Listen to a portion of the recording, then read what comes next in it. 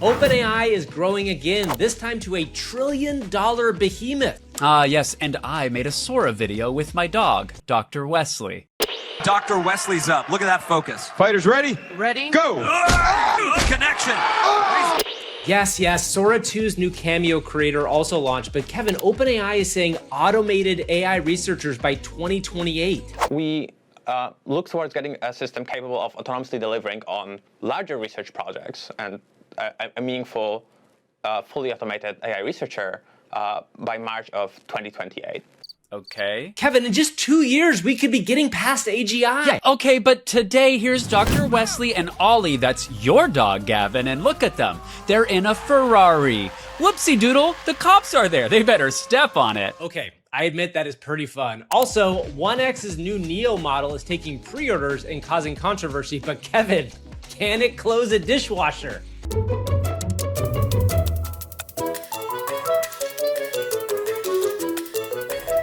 Wait, the robots are getting stuck in dishwashers? No, move how about on. We're moving on. Move on right now. Can they also get stuck in washing machines, Gavin? Plus, the music app Udio just made a deal with Universal Music Group, and let me check my notes. Now you can't download songs. That's good? That is not good news, but in better news, Kevin, we have a ton of new AI video and audio tools. Plus, Cursor 2.0 is taking vibe coding to a whole nother level. Gavin? I think we got a problem here. Oh no, what is it? What is something else going on? We were so worried about the robots, but it turns out our dogs want to take our jobs.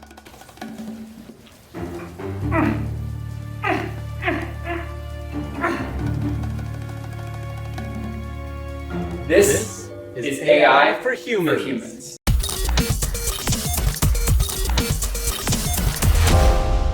Welcome everybody to AI for Humans, your weekly guide into the wonderful world of AI. We are here again, and Kevin, there are two roads that OpenAI is going down right now, and we have to talk about both of them. We've discussed this before. OpenAI is a behemoth of a company. It is very large. But first, we know that the big thing that people in our audience love and other people love, let's jump into this Sora news, and then we'll get to what's going on in the actual company. Tell us a little bit about this update to Sora 2. This update brought me back to the platform, and I received my first warning about trying to generate too many videos since Sora launched, Gavin. They added Character Cameo. If you want to take a furry friend, if you want to take an inanimate object, a frying pan filled with eggs, a child's hand turkey drawing, it doesn't matter. You can upload or capture a quick video. It will analyze it and turn that into a character cameo for you or anyone to use.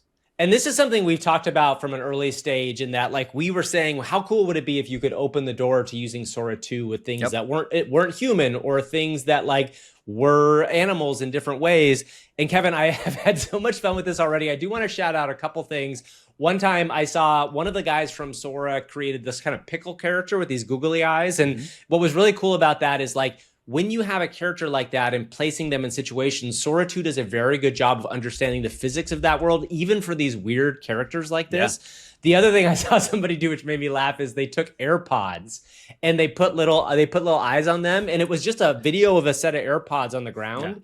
Yeah. And that's a character too, right? And someone else used a toilet paper roll, which was like, didn't do anything. It was just a single toilet paper roll sitting in scenes. But there's a lot of really interesting creative openness you can do here. But we should talk about what you and I did, which is we both put our dogs into a number of videos. Yes. I'm a childless sinner. And the closest thing I have is my sweet Dr. Wesley. So I grabbed a video out of the old camera roll. I hit the button. It only needs a short little, like 3 or 4 seconds. It's it's really small. And with it, it auto-generated a description of Dr. Wesley. There happened to be a sunbeam in the photo, or excuse me, in the video that I uploaded. So now he's like a bright, bushy-tailed ball of energy that chases sunbeams and blah, blah, blah. And I'm like, I think my dog's kind of a jerk, but that's okay. I'll go with the sunnier descriptor. And within a minute, there it was, and I could puppet it and pilot it, and I made Dr. Wesley public, and folks in our Discord have been doing all manner of stuff. There was a great buddy clip, and I say it's great because I made it, Gavin. But that one came right out, and again, like, I had moved on from Sora a little bit. I was checking the platform much less. I certainly wasn't generating stuff, but this brought me right back to make a bunch of videos. And then when you said Ollie was on there, I'm like, well, great. Then I started generating stuff with Wesley and Ollie. And again, this is a true social network effect where you want to play with everybody else's toys if they will let you. Yeah, we should tell everybody, if you're out there and you want to generate things with our dogs, you can. Mine is under the name @OlliePurcell, PurcellOllie. And then yours is under, like, it's kind of part of your name, right? In some way, not Kevin.Wes. Is Dr. Wes, is that what it is? Yeah, it's like not Kevin.Dr. Wesley, I think, or Dr. Wes, yeah. Yeah, so I jumped on this pretty much right away, and I want to kind of talk through some of the generations I did. So the very first generation I made was with Ollie being interviewed about why he was a bad dog and ate the food off our table. And I want to shout out one specific thing about this, which is really cool. If you're watching the video, you'll see it here. If not, I'll just describe it. This is a scene where he's sitting in like a director's chair. And what they did really well, I had them wear sunglasses, and they got him to take off his sunglasses. The thing that it did not do very well is I gave words to him to say, and maybe, Kevin, we can play this one really quickly just to kind of listen to this and see what it sounds like. Why did you eat Gavin's dinner? Because it was there. Okay, so first of all, what's going on in his voice? Dude, Second your of all, dog yes. is huffing galaxy gas. You've got to get it under control. That dog is high. Did you prompt the sunglasses and the deal with that stuff? Or it yeah, did? Okay. So I prompt the sunglasses. The thing that I think is really interesting about this, at least for animals, and I have seen OpenAI's examples use mouths better, but every time I tried to get Ollie to talk, it didn't work very well. There was another one I did right after that. And these are my first two gens where I had Ollie chopping food in a kitchen wearing like a chef's hat. And I had him try to say something to me. And you saw his like little tiny movements of his mouth, the back of his mouth, but it wasn't moving his mouth. So I'm wondering if there's a way to like open the door to that. But the much more fun stuff is to do things that you would just never see. I created a video of Ollie battling Ultraman, which was really fun. I love that one. Yeah, which was super cool. And then I do think, Kevin, the one we should show before we move on from this section is I created Ollie and Dr. Wes in a very famous talk show clip. Maybe we can play that one for everybody to listen to because there's some fun audio on it. Mr. 4-month-old Dr. Wesley, Ollie, you are not the father. So to describe, if you're listening, that is an owner that's not us, by the way. I could have put us into it. He's sitting there with Dr. Wesley, and then another owner sitting there with Ollie, and then it's clear that Ollie's not the father. My favorite part of that video is just the close up on Ollie's face as he's just there thinking. He's not reacting at all. He's just thinking about what his life is going to be like now that he's not the father. And Wesley is pissed. Yes, he's mad. Wesley goes full angry bark. What I love is that like all the memes from before come back around again, right? Like you go like, oh, now we can put our dogs in these templates. Now we can remix that way. So I've got a very dramatic slap fight, one of those professional slap fighting competitions where Wesley just one-paws me and knocks me out. That was really enjoyable. Wesley walking to the ring as a WWE superstar. Mwah, chef's kiss. The poop sampler, Gavin. I don't know if you saw that, but Hey there, Wesley... I'm Dr. Wesley. I chase sunbeams, I wag for strangers, and I know good sniffing when I find it. That's why I teamed up with the folks at Poopy Sampler to craft a delivery box packed with the world's finest droppings. Sounds like a startup. When you see the poopy sampler that ChatGPT, like the Sora itself came up with it. There's an herb fed, a smoked bison, and then there's a forest cow, and they're all little. We should talk about why this is interesting really quickly before we move on to the other OpenAI news. And I think, to me, yes, it will bring more people back into Sora, but I think from a creator standpoint, if you are creating things, the number one thing you want is character consistency, right? So what this means now is if you think about it from an animated character, you think about it from any sort of other things, you can now use the Sora platform to create other stuff. And what's cool, they also kind of dropped this new, there's a couple other things they dropped, which are in drafts, you can now stitch together videos, which is kind of interesting. So you don't have to publish a video. You can actually stitch it together, meaning you could make longer videos in drafts. Which means CapCut incoming. Like, if you can already stitch together videos, why not describe a transition or prompt some background music or change a character's voice?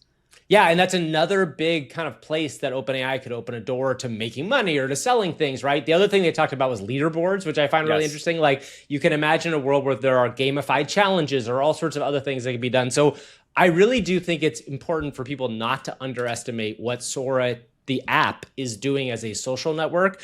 I know that people, like Kevin had said, have kind of fallen out of love with it, but when you see things like this and as new features come up, I just think you're going to see a lot more people sticking around with this app. I think it's going to grow significantly over time. And I feel pretty like bullish on this as something that's going to stick around at large. Same here, guy. I think it's absolutely has staying power. And I think as people, like, imagine right now it's hallucinating the voice of Ollie. But if you could upload a voice for Ollie, and we know OpenAI can do voice cloning and they can do it with just a few seconds of audio, right? Now suddenly you got people creating stables of characters, making shows with them, and then opening it up for a community to remix it. Like could be the future of like a TV network. Yeah, 100%. While that's all happening, another thing that's going on in the background, there's some other really big OpenAI news. Number one, they have officially completed their corporate structure, which I know everybody's out there, they are wondering, when will the corporate structure be finished? Well, it's done. They have officially said that they are a for-profit company, but there's a big chunk of their company that they are going to keep a nonprofit. In fact, Sam Altman said that I think $25 billion of their investment money is going to be going towards AI for health and AI safety. So that was a big thing. I think in part that was out there because he wanted to make sure that all this messaging got across. Right. But the bigger thing here, Kevin, is Sam and Yakov Pachoki, who is now OpenAI's chief scientist, which was a role Ilya Sutskever played earlier in a different life, in a different show that we've been following. They came on and did a discussion from where they see AI going in the near future. So let's take a listen to this, Kevin. We want to provide some transparency around our thinking there. And so we want to take this maybe somewhat unusual step of sharing our internal goals and goal timelines towards these very powerful systems. And these particular dates, we absolutely may be quite wrong about them. But this is how we currently think. This is currently how we plan and organize. And so as a research organization that is working on automating research, naturally we are thinking about how does this impact our own work, and how will AI systems that accelerate development of future AI systems look like? How can they empower research like alignment? And so we are making plans around getting to quite capable AI research interns that can meaningfully accelerate our researchers by expanding a significant amount of compute by September of next year. So we believe that is actually quite close. And then we look towards getting a system capable of autonomously delivering on larger research projects and a meaningful, fully automated AI researcher by March of 2028. So let's talk about what that means, Kevin. That is a big deal, at least according to their timelines. And, this is a company timeline, and they probably have incentive to say things are going very well, obviously. But what he is saying is that in 1 year from now, we are going to have AI research interns, which means that, and Sam followed up with a post about this, where the idea is that the interns would be able to make small discoveries. But by 2028, you would have AI research engineers, full engineers that are driven by AI. And what those will be responsible for is furthering the capabilities of AI. So we have talked about the fast takeoff, if you remember, for a while, which means how quickly AI will take off. All of those fast takeoff narratives are driven by the idea that AI has research engineers, meaning that the AI itself is engineering and getting better at itself. So this is a pretty aggressive timeline compared to what some people have set up. It's not that aggressive compared to AI 2028 or whatever that document was that we read a little while ago, but this is a big deal. And I think people have to kind of sit up and listen to this. Now, obviously, like I said, I don't know if it's fully believable, but it's an important thing to kind of be aware of. When they say that there's going to be automated AI researchers by September of 2026, that doesn't sound like science fiction to me. That doesn't sound like saying full self-driving will be here yesterday, we're good. Many of the apps that I'm using today, like when I use Claude Code in a terminal and I say, go off, research this thing, organize it in this way, right? Extract the best practices or principles from it, and then write an app that lets me interface with it. I know it's not necessarily discovering something new, but that certainly feels like an agentic research assistant, and I'm using that today. So if we believe these models are going to get a little bit better and a little more capable in a year's time, and if history is correct, then they will. That doesn't sound that wild to me. The notion of 2028, though, and we are hiring these things to go off and discover new stuff, like, I mean, I guess why not, right? There's plenty of time between now and then. That's the hard part right now to really understand. We're going to talk about this 1X Robotics story, which I think opens the door to this conversation too, is like what we think we have right now versus what is kind of being promised by these companies in a year or two's time. So really quickly, before we move off of OpenAI, we should also just follow up is that Bernie Sanders has now gotten involved in the OpenAI conversation and maybe kind of surprised. Bernie Sanders says it should be broken up, which is kind of like Bernie Sanders, like, you know, for what you like about him, he's not a big fan of like giant organized things that have a lot of power. So, you know, there's already people seeing some blowback on this, Kevin. I think one of the things that OpenAI is going to have to deal with, and all these big companies are going to have to deal with, I don't know if you saw this, but like Google just said they have $100 billion in revenues for the last quarter, which is their highest ever. You have about 8 companies that are going to start taking a ton of the value. And Bernie's out there saying like, hey, we have to really be aware of this. So I just think it's important to track this kind of human side of the story too. Do you think we're going to care in like 3 years' time when we're just ordering our robot assistants around? Like, I feel like I'm going to be more upset that my ice cubes aren't perfectly ice cold, and I'll send the robot back to the kitchen. Will you be able to afford the robot assistant is maybe a better question in that sort of way. Let's talk about this. So this was a huge story. Yeah, this is a huge story that blew up a couple days ago. 1X Robotics, which we have been tracking here for a while, has launched an announced video for pre-sales for their Neo robot. So if you remember this one, this is the one that kind of looks like a little different than all the other ones. It's kind of more relaxed looking. It's wearing like a canvas outfit. It has a little kind of a very simple looking face, but in their release video, they really showed off some really interesting new skills of this thing. First and foremost, their goal with this is a chore robot. So they are pitching this not as an industrial robot. They are pitching this as a robot for your home. And for $20,000, you can pre-order right now. It won't deliver until 2026, but they are saying that it will autonomously learn how to do things around your house. But Kevin, how do you think it autonomously learns to do those things? Because this is a very important point. Well, it learns it through simulation and software, and it learns it through teleoperation. Someone taking over control of the robot to move it about, which thus far seems to be the way the robot has been demonstrated, which I know we're going to get to, but let me talk real quick about this. Like $20,000, you can own it, right? Yeah. The robot is yours. You get a 3-year warranty. You get premium delivery. Okay. Sure. You get priority, you get premium support. All right. You get priority delivery. Okay. But you own the robot. But for $500 a month, Gavin. Yeah. You can buy it on layaway.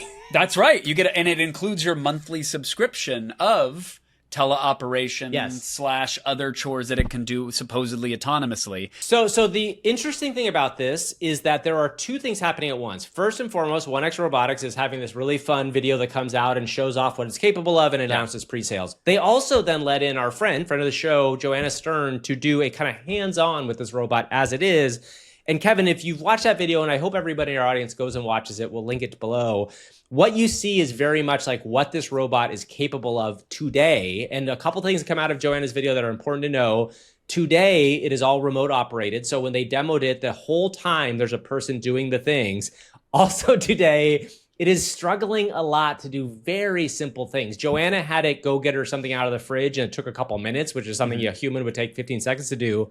But then to load 3 glasses and a few pieces of silverware and I think 1 plate into a dishwasher took 5 minutes. And of that 5 minutes, a good 45 seconds was it trying to figure out how to close the dishwasher. Yeah. And Kevin, I think the important thing for our audience to know is that like, we are not haters of this technology. In fact, I am a big believer that this is like a huge thing. And watching these things do this now, it's really important to understand does not mean where we're going to get at in a year to 5 years from now. But Marquez Brownlee had another good video talking about Joanna's video, which was really the sense of like what these tech companies are promising and what they're selling versus what is actually going to be delivered when you get it. And I think that's a big thing to understand here. Yeah, I mean, if you're just going by the cherry-picked video highlights on their website, you would think this thing is going to be unloading groceries from the car and handling a whole bunch of stuff for you, which it might be able to do over a long enough arc of time if someone else is remotely operating it, but they're selling it as this autonomous something at the moment. No shade. I love that we're taking steps towards this. You and I both believe this is going to be massive in the future. But like, let's keep in mind, and this, I think this holds true pretty much across the board. The third version of a product is usually the good one. Yes. Right? Like yes. V1 comes out and you're like, oh, okay, I can see the shortcuts they took and the software's not there and it's a little heavy or it's a little this, a little that. Version 2 comes out and it's like, oh, they did optimize it a little bit. Version 3 is the one that usually fulfills the prophecy. Yes. So yes. V3 or I guess 3X of the Neo robot will probably be the great one. We got to start somewhere. I have one thing I want to point out, which Please. is what I like to call the Roomba problem, which this is my Roomba problem, which is I've owned, I don't know, 5 Roombas over the course of my life. I got one very early. It didn't work very well, and I stopped using it. The one I had most recently was maybe 3 years ago, and probably Roomba or whatever Wizard or whatever other brands exist now. If you're out there and you're like, it's so much better now, great. Yeah. Even the last version I had, which is 3 years ago, which is probably like a 10-year-old product of Roomba. There are multiple Roombas that have come out from that. There were so many issues with how that thing worked. I had to figure out like what was going to do, how it was going to deal with stuff, especially with pets. It really didn't understand what was going on. And we've talked about this on this podcast before, but a couple like accidents have happened and, spread around everywhere, which is a terrible thing to see. Yes. The idea here is that like at some point I chose it was not worth it for me to have a Roomba, right? Because I was like, screw it. I'm just going to sweep and mop myself because it's a much simpler thing. Yeah. I think you see a lot of people out there when they see this video, it's like, why would I want to have something in my house that is going to be worse at doing the sorts of things I do? Or a lot of people have the freedom to bring in a person that can clean for them. Like that's a really great thing if you financially have that availability. But it's also a job for a human, right? But I think the bigger question here is, and I think the point that I want to make is that we both, I think, believe that these things will get there, but we just might be 5 to 10 years away from a place where they're actually able to do the things that we think is being promised by the company. At $500 a month, if this robot really could efficiently, right, effectively do the dishes, do the laundry, put the groceries away, do all that hugely stuff, valuable. that's actually super valuable. It makes total sense, right? That's great. How many hours a day it will actually be able to work autonomously to amortize that $500 a month cost? It remains to be seen, right? Like, how does it charge? Well, we know how it charges, but do we know how long it lasts between those charges? 2 to 4 hours is what they've said. 2 to 4 hours, which is not that much right now, right? When Right. you think it's about not it. Yeah. that long, especially if it takes 15 minutes to close the dishwasher. Yeah. Right. Then it's got to shamble over to the charging dock. That's 4 dishwasher closes or whatever. Right. It's like eight Exactly. dishwasher closes. 8 dishwasher Right. closes. That's what they should do. Right. And then it's got to go and charge, and we don't know how long that's going to Yeah. take. So it's like, again, there's a lot of nebulous stuff here. But what's interesting is you and I have talked about this before, like inviting a quote unquote stranger into your home. The with privacy cameras and concerns, mics. yeah. The FAQ goes well out of its way to say that you have to schedule when an expert connects to the device. Yeah. The experts are all physically present in the USA, it says. Interesting. So they Okay. make that very clear. It says, Neo works without the need for data sharing. In autonomous mode, limited sensor data may be sent to our servers to fulfill a request. Yeah. What is that? You may need to opt out from data sharing. You may always opt out from data sharing for improving Neo's performance. Okay, that's nice, Sure. but I want to know what that sensor data is. Can my Neo cook? Which is a big one, and the answer is no. What? It says no now? Neo's Initially, cooking yes. capabilities will be restricted from use. Neo can provide you with great recipes or help with the cleaning up instead. But again, if you see it try to manipulate the dishwasher door, maybe you don't want it fumbling with the too wok dangerous. on the gas with the heat. I don't need something else in my house telling me what to do, Kevin. I don't need a third party saying, go do this, go do that. That is the last thing I need. Is that where the shallots go, Gavin? Are you sure? Oh, look, another gym sock on the floor. I guess that's my responsibility. Exactly. All right, exactly. 1X. Also, is Neo waterproof? No, just the Yeah, hands. well, that's not surprising, I guess. But can it be used outside? Also a no. And Can so it change its own clothes? What does it say about that? it will actually disrobe at quote inappropriate times and intervals. Now, I don't know what that means. Get out of here. It does not say that. Doesn't say that at but all. that would No, be an that's a lie. interesting one. That would be an interesting one. Meanwhile, Kevin, the other thing to point out with robots, we got a little early robot watch here. In China, Unitree and all these other companies keep going. There's an incredible clip that just has an interesting difference of this.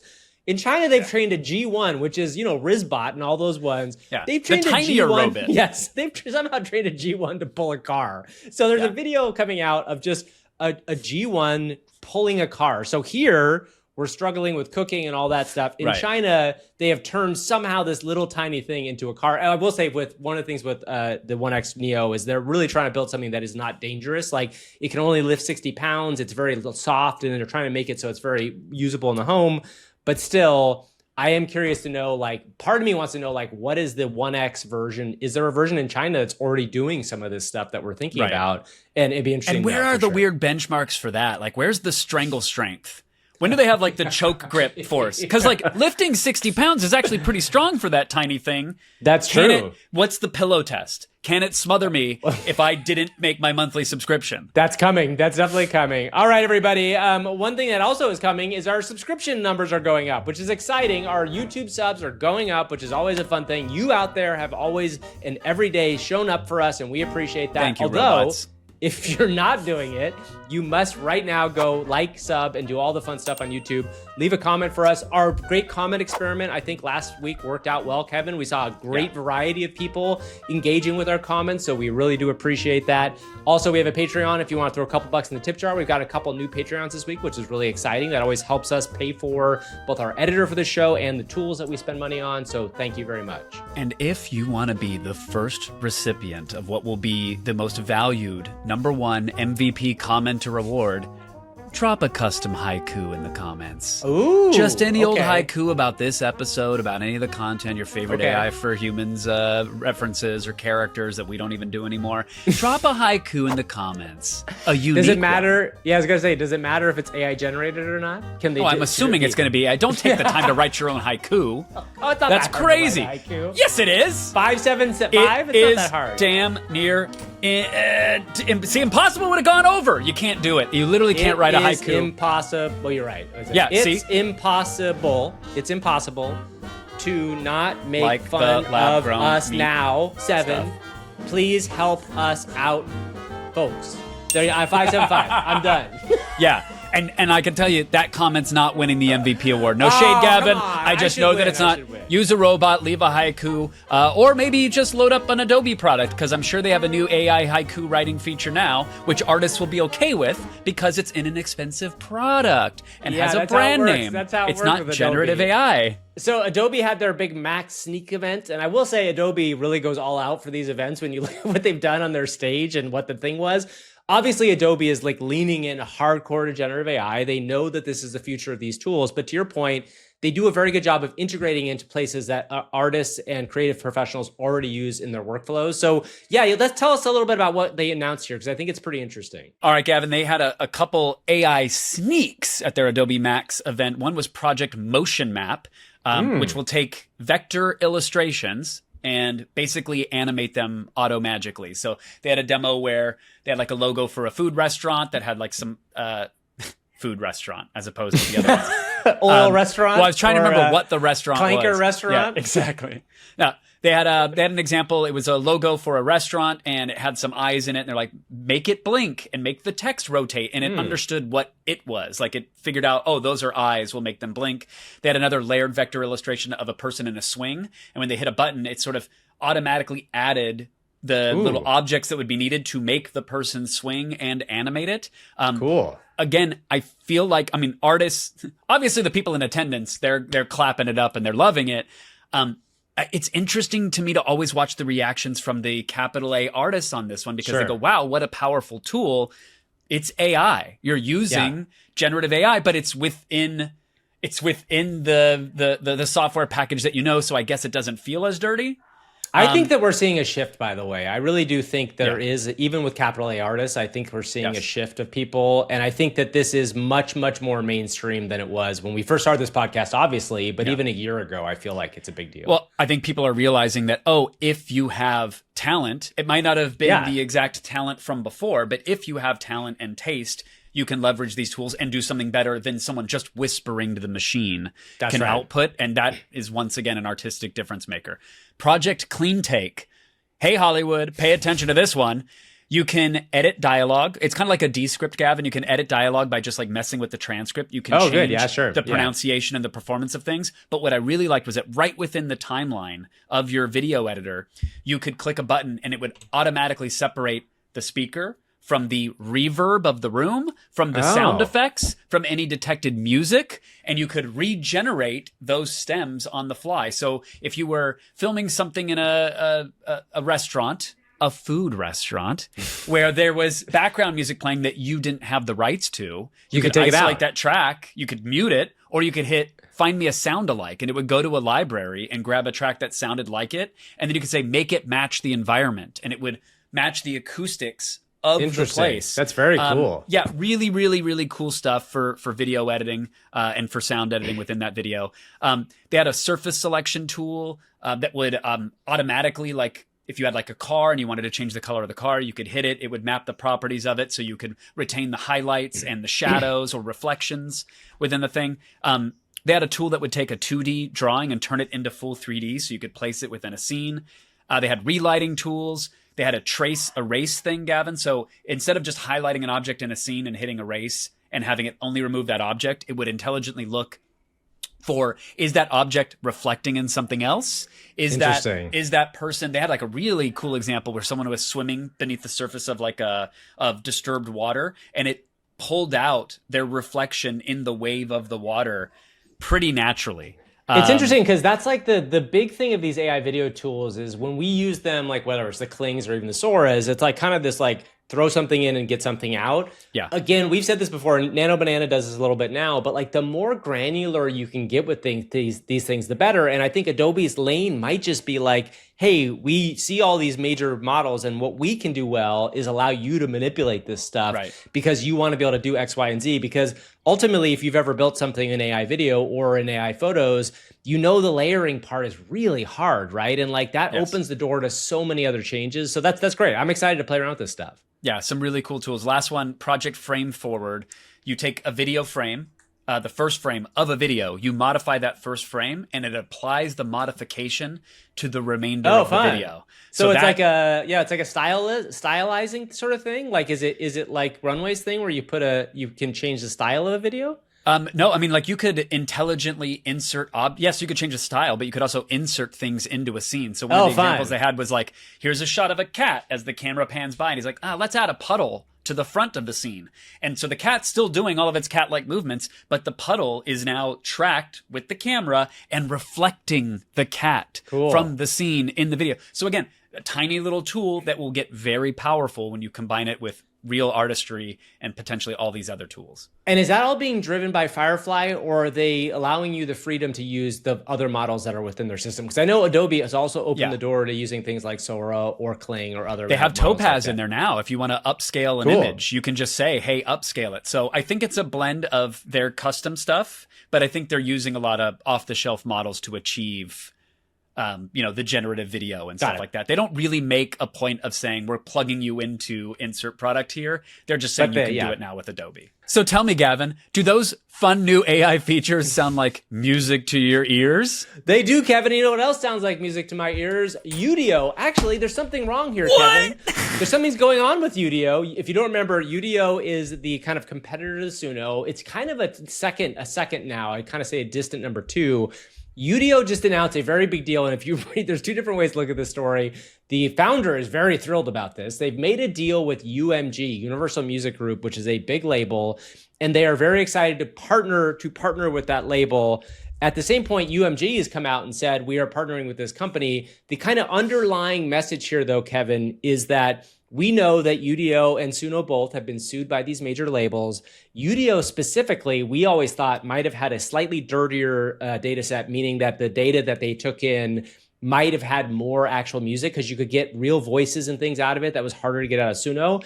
What this has meant is that it really means that Udio is being, for right now, capped a little bit, and users are no longer going to be able to download the songs that they created there.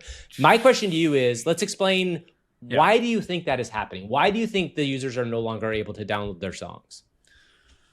I don't actually know. I don't really know. I mean, I understand if you're generating a song with a UMG artist, or you're taking something that you've made and transferring it into the style of that artist, that makes total sense to me as like, oh, well, you can't download that because that's our artist and we don't want you spreading it on a platform that we can't track or whatever else. Okay, I get it.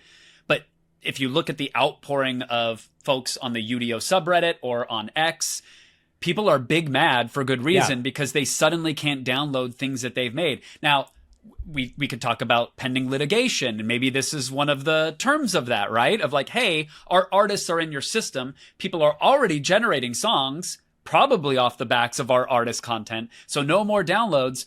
But this feels like a massive betrayal to the fan base that is paying for the tool and now is suddenly cut off.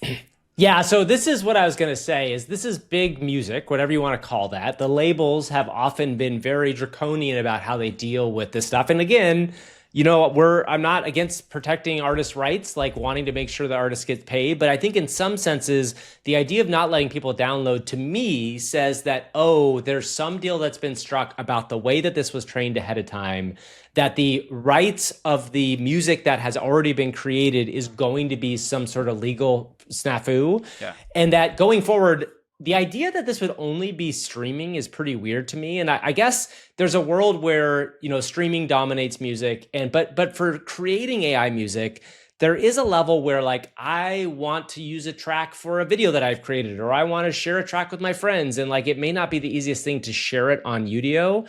I just think this is a real sense of like a company that came out pretty early, probably played a little loose with the copyright and trademark law, and are getting kind of smacked down and now having to deal with the repercussions however long later, like a year or 2 years later. Today we announced a strategic alliance with UMG to co-develop professional AI music creation tools. This is Stability AI, Gavin. Hot off the presses. It looks like UMG must have rounded up some lawyers in a room and started shaking some hands. Well, the other thing that's big about this, and I think it's important to realize, is that in Udio and UMG's announcement, they did say that some select artists would allow people to create AI songs. So you can also see a world where, I don't know, think of the funniest, like, who's the guy that did Mambo No. 5? If you could create your own version. Lou Bega, yeah. Lou Bega? Imagine Lou Bega AI. And Lou Bega's out there wherever he lives in a mansion in the island somewhere, and he's like, of course, use me. That would actually be a fun moment, right? Like if you could create the Lou Bega, you know, AI about your thing. So there is a world where like actually creating like parodies with these artists could be super fun. It's going to be interesting to see like which artists say okay. There's still a huge amount of anti-AI feeling across both the music and film and TV industry. Yeah. I'm just really interested to see how this plays out and whether or not the labels will be able to like profit off of it. Most likely they will, because that's the business of what they do.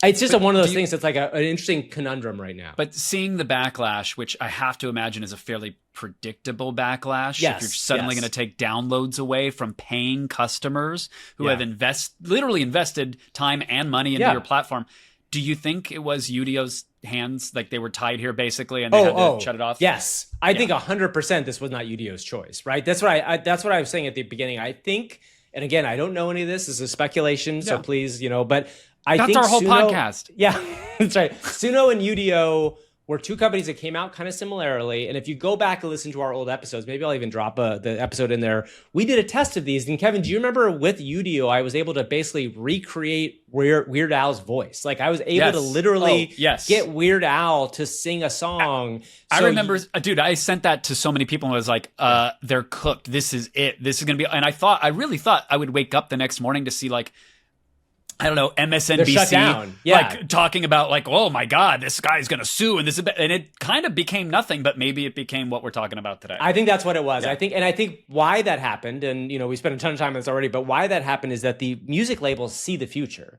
They see the idea that people want to create more stuff. They see the idea, we've talked about this personally and privately, but also in talking about it. And then a lot more people are going to be creating now than just consuming. And so they want the opportunity to really create more. In fact, I have a mini theory that I would say, just to take a second. My theory of what's happening in the world right now with AI tools is kind of a callback to what happened in the 90s with remix culture.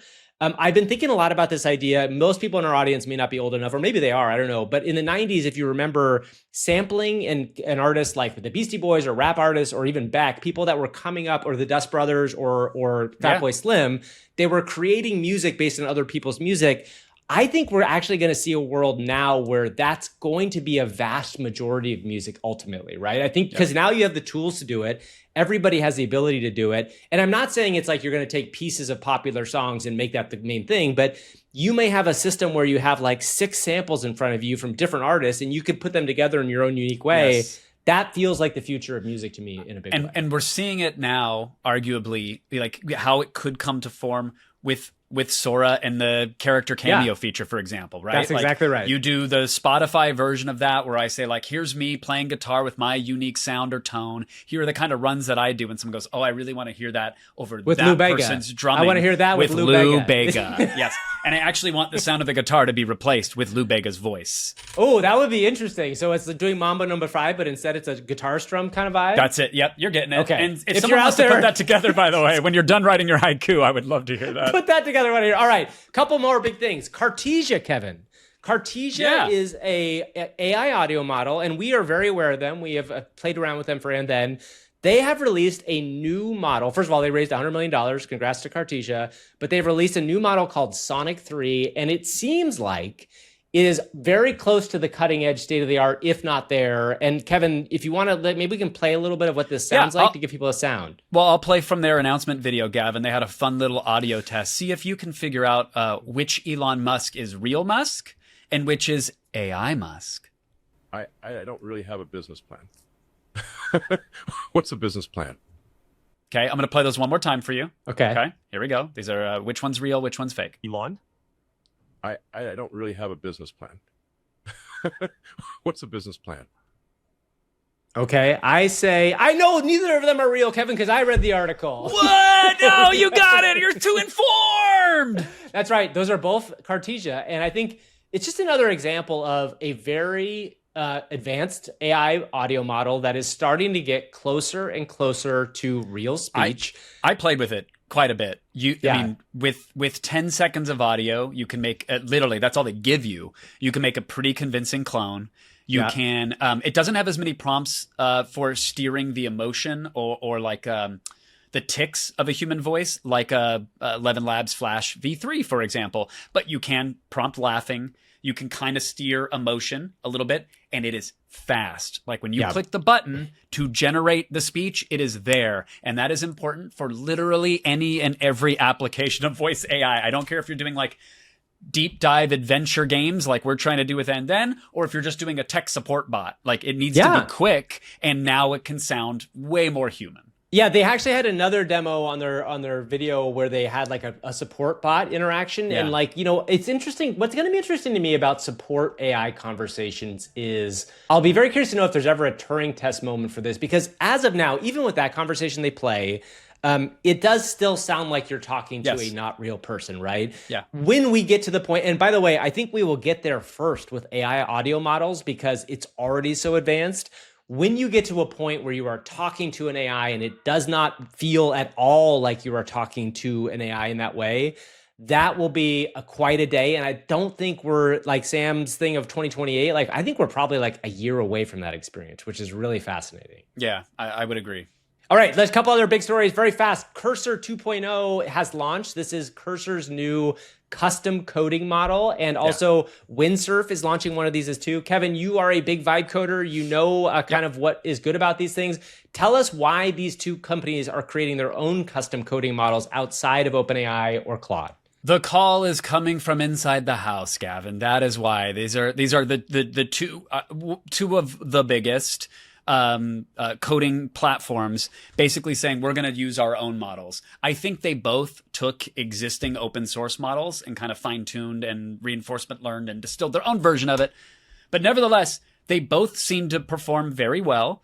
They perform better than, say, GPT-4 or Sonnet 4. They don't perform as well as GPT-5 or Sonnet 4.5. They're just shy of it in the benchmarks that are available. But cheaper, I would assume. But they're much cheaper. Way cheaper, right? Yeah. And much faster. In some cases, like 4 times faster. Oh, wow. And, you know, there are some times where you do need the most cutting edge oracle of an AI to help you architect or engineer or read through documentation and find a unique solution to a complex problem or a rarely seen problem.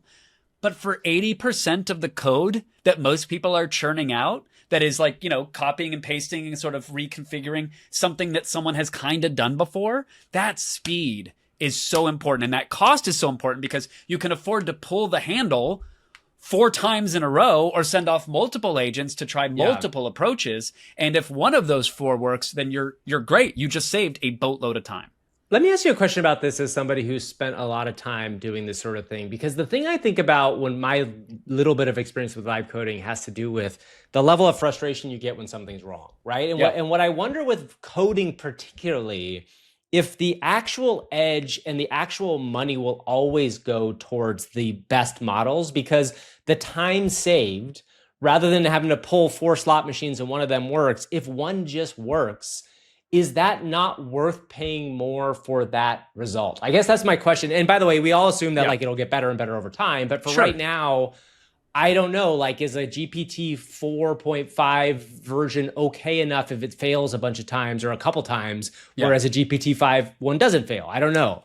Yeah, I mean, look, there's a time and a place, right? Like even when we're doing and we need an agent to quickly render an evaluation on did the thing that someone say, was that a yes or a no? Was it a good or a bad? Was it a correct answer or not? We don't need the power of a GPT-5 to spin up multiple agents, right? So if I need to go and make a quick change to something, change the color of a thing on a website, or go and, these 10 lines of code are probably wrong. The time and again, the money that it would take to have the bigger model go after it, not there.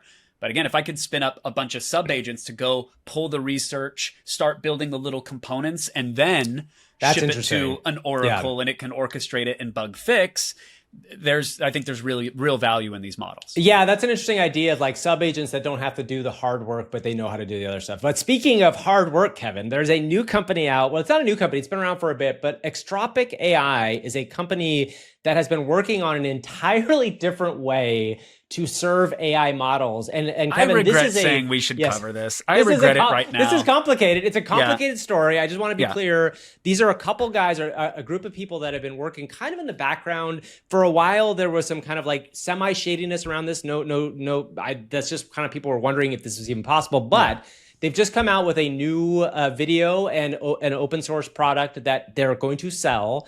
Kevin, tell me in the most simple terms I know. why this is interesting. I know why it's interesting. Let's talk. That's an easy thing to figure out. You can say that. But what they're doing here.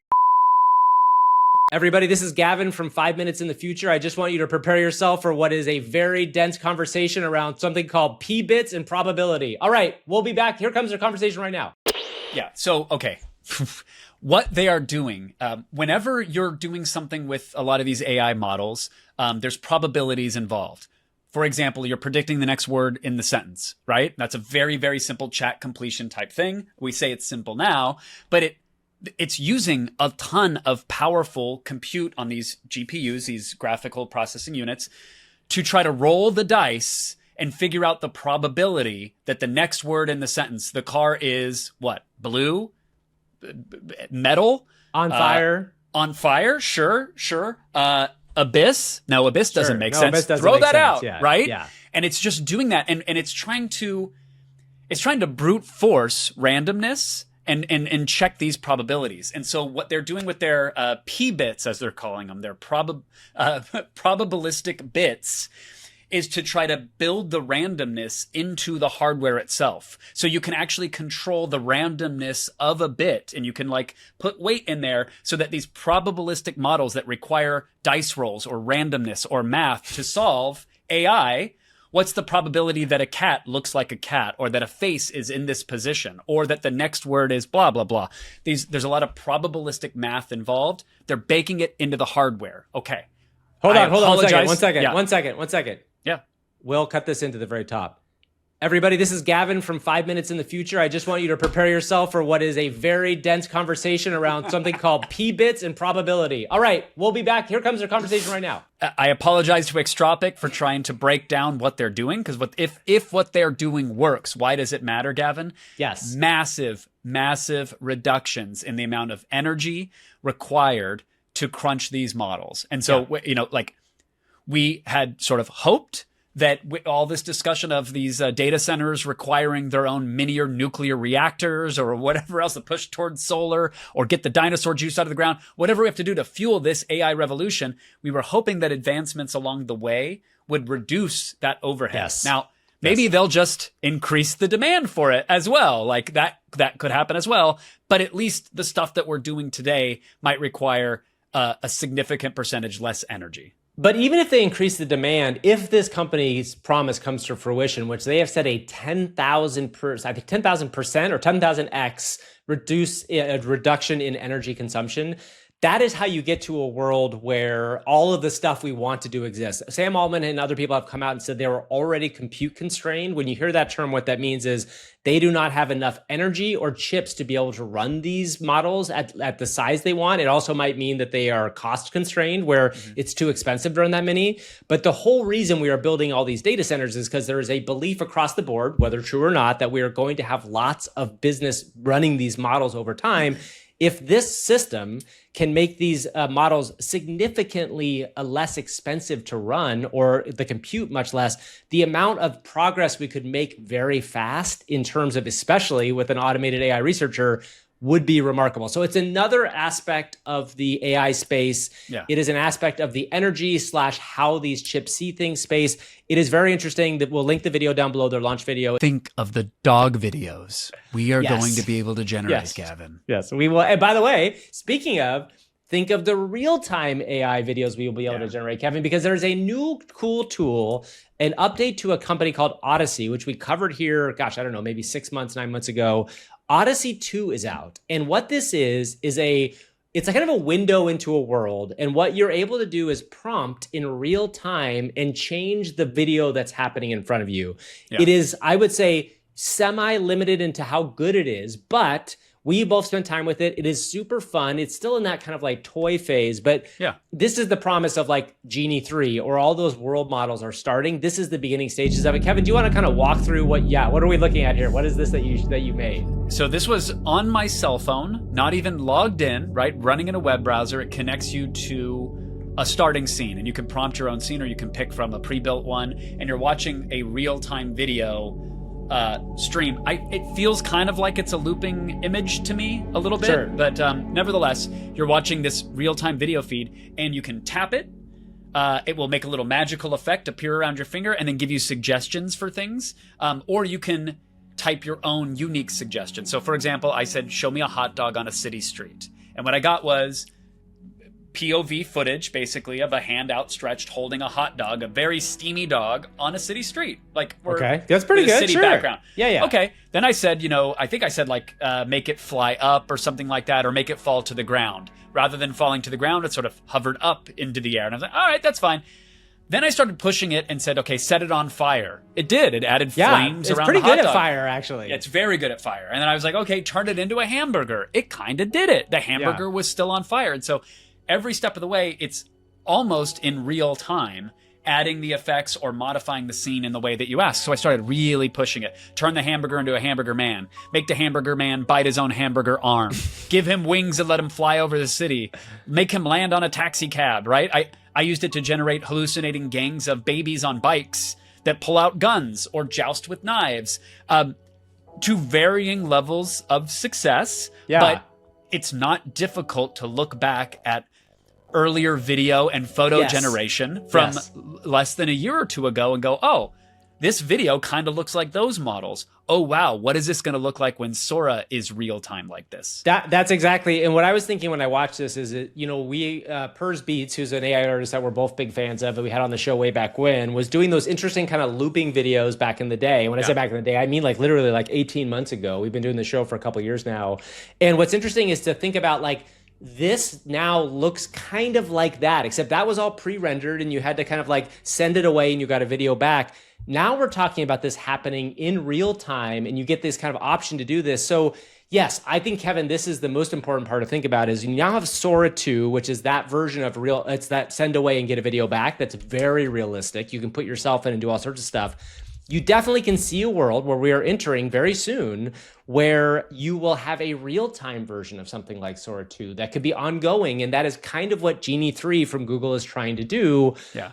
I think we are like 2 years away from that being like a real, legitimate, viable, like everybody every day use it product. And that is crazy.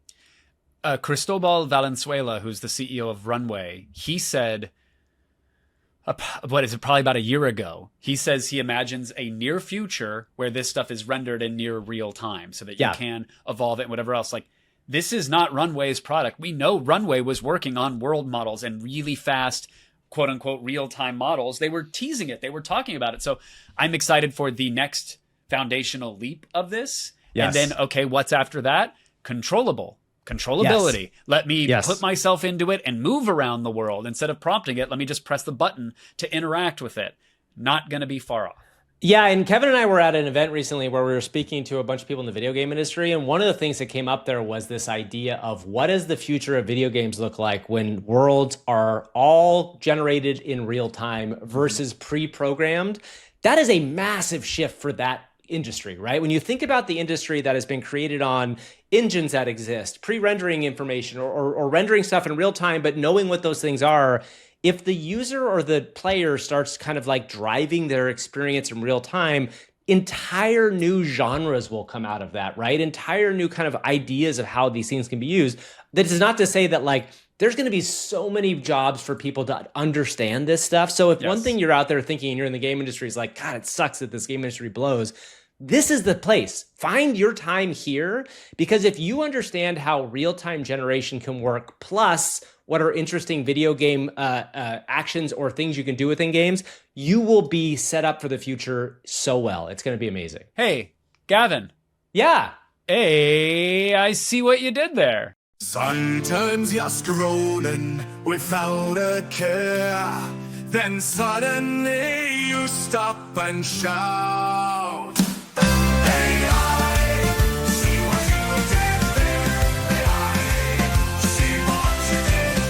All right, everybody. This week, we've got 3 quick things that people have done that we love. First of all, our buddy Fabian Seltzer, who, again, somebody we've been following forever, works at a company named Glif. You should check him out, has released a new agent called iHollywood. And what this does, this works within the Glif platform. And Glif, was originally this thing for people to build their own kind of like scaffolding around stuff, and people can still do that. What they've also done now is built these really interesting tools that use a bunch of AI things to pull them together.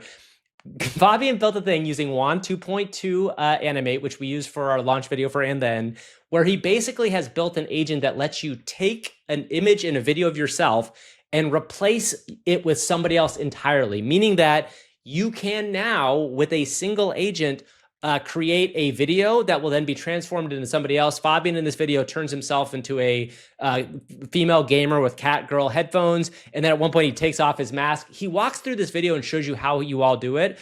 I have not used this yet. I know that the Glif model in part is you have to pay for these things as they come through. I don't know how much it is. It's probably a couple bucks to do one of these, but still, Kev, this is a really cool way of looking at how to do the stuff we've talked about, which is like face swapping or interesting stuff, but like do it all automatically, which is amazing. Yeah, and interesting the pipeline of just use chat, use basic commands to talk to the tools and have it intelligently stitch things together.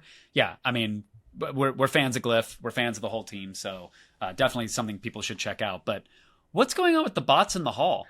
Okay, so this is a very cool story. We love the AI creators like NeuralViz. This is a guy that I discovered on Reddit. He shared his video there. And what Bots in the Hall is a fully AI-generated, human-created animation series. And the reason I wanted to shout this out is, first, it's very funny. As many human-written things are, he's got a good sense of humor. It feels very Adult Swim-like. But if you are creating AI animations, there are all these sorts of issues to try to like consistency, everything like that. Bots in the Hall is the best looking Adult Swim style animation show I have seen. It is very funny. The videos are like 5 minutes each. He's been uploading them to YouTube and on Reddit. He's also on X, but like you should just go watch these. And like this again is another one of those things that is the promise of what you can be as an AI creator. I was really impressed by this. He's also very cool in his bio where he says like, look, I am a human that makes things with robots, which is a kind of what NeuralViz says too. And I think the more that individual creators start doing things like this that can stand out, I think is amazing. So go check these out. They're very funny and just very well made.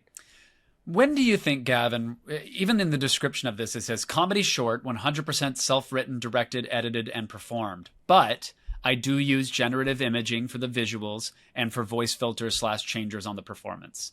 If that's not your thing, I totally get it. If it doesn't bother you, enjoy. Which is a Yes. great way to be straight Yeah. up about what the thing is, and hashtag AI is in there as well. But when do you think, or do you think we'll see a point in time where people can just make a thing and they don't have to disclaim necessarily the tools that they're using or try to, go, please. I think people are already doing that and they're just not saying it, right? Like, I think what I like about Bots in the Hall is he's being very clear, like NeuralViz is, that he's using these tools. And by the way, I will say, like, if you're able to do that, that shows you have the skill set. But I think in the world at large, there are probably people already doing this. They're just not saying it. I would imagine that's the case. Now, granted, if you work for a giant corporation or if there's a company that, has it may get you in trouble. So there's people that are very cautious about what they say or what they don't. I think it's just going to be a lot more. I think, to your point, just to say, like, this guy particularly, I'd say in a year, it wouldn't even matter. Like, one of the big things I think is that Generation Z, the 18-year-olds and under, they don't care that they're creating with AI or not. Some of them might. And by the way, again, I don't want to in any way sort of make people feel that I'm totally legitimate feeling. Right. If you want to organically create, great. But like, I just think it's going to change. Blanket stating here, but you are pointing out a trend. Yes, that's exactly right. That's exactly right. And finally, Kevin, the last thing I wanted to point out was just one of the funniest videos I've seen in a bit. There's been a lot of like really interesting AI music things that have popped up in major ways. We talked about the soul, hip hop covers and all that stuff. This person has been uploading weird AI videos, but this is just a video of what if Michael Jackson trained Anakin Skywalker, and it's taking, episode 1 footage and reusing it for partly to kind of imagine if Michael Jackson was a Jedi and he was the one responsible for training Anakin. And there's just a lot of funny moments in it. It's a pretty short clip, but it really did make me laugh. What is the algo surfacing this for you, Gavin? What? You mean, how do I find this stuff? Yeah, what is going on in your timeline? I just am that person, Kevin. I find all this stuff in my brain. I don't know, but this is what I love, right? Like, this is the creative use cases of AI. This is also an example of what I was saying before about remix culture, right? What makes remix culture so much fun is we have a collective understanding of something. And your collective of Michael Jackson probably involves a lot of things, as we know. But this and Star Wars Episode 1, they're both these kind of divergent ideas. But when you put them together, it's not like it's definitely not going to win an Oscar. It's not going to be like, it's not like an amazing piece of art, but it is a fun moment to see somebody take two ideas that exist, put them together, and then wrap them in what I believe is a very, very funny idea. So anyway, I hope more of this stuff starts to happen. And it might be tied into the fact that we have digital rights to things now. And because YouTube has figured out how to get money back to content owners, how to get money back to music rights, maybe there's a world where the AI space can do that as well. I hope so. And I think maybe that's what Sora could lead into. And in just about a year's time, for $4.99 a month, Gavin, you could have an X1 robot learn the bass line to Annie, Are You Okay? Oh, and I could make my own band. Me, Anakin, Michael Jackson, and my X1 robot all together. You start slinging some pizzas, you put some old arcade games in there. Suddenly, your house is actually really suspect. I wouldn't. No, I would. I was going to say, suddenly, I thought you were trying to set me up for the stupid Showbiz Pizza Chuck E. Cheese. That's what it was. Yeah, again. yeah. Yes. It's like you're setting yourself up for a Chuck E. Cheese. But if it's in your house, that's a little. I got to tell you, that's a little weird. I'm not letting the niece and nephew come over, guy. I'm sorry. All right, everybody. That's enough for now. We'll see you all next week. Thank you, everybody, for joining us. Bye-bye. Bye.